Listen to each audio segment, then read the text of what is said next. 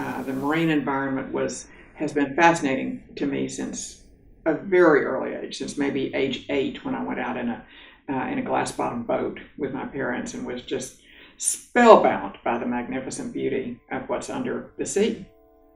And so I thought, well, okay, so I looked at the class offerings and came down and talked to the professors who were teaching them. And since I was sort of the more mature student, they kind of looked at me like, but if you want to try it, go ahead. So I did apply and became a card-carrying student then. My sweet husband took it upon himself to write several of those people that we knew, expressing my interest in the advisory council.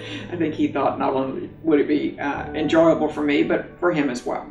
And so in 1987, I became a member of the Marine Science Advisory Council, a position I held as simply an advisory council member for 10 years.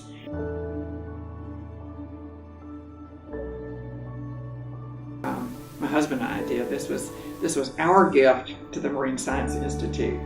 Very excited with it, and each year I've given a little bit more and a little bit more, and I hope to be able to continue to do that over many years.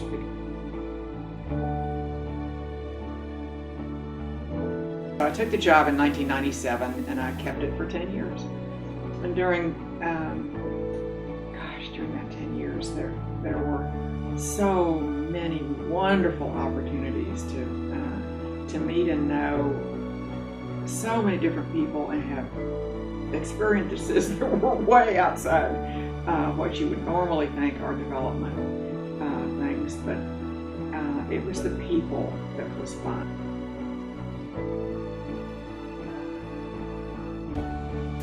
We had many, many big accomplishments as while I was a development director, and acquire an endowment from the HEB Corporation for a chair, an endowed chair. The board of directors of the Coastal Conservation Association was very taken with Dr. Joan Holt's aquaculture and raising sport fish in captivity, and the development of the techniques to do that from the very first spawn. And so they wanted to build a separate freestanding laboratory for her in larviculture. Probably the crowning glory of the time that I was there was the establishment of the National Estuarine Research Reserve.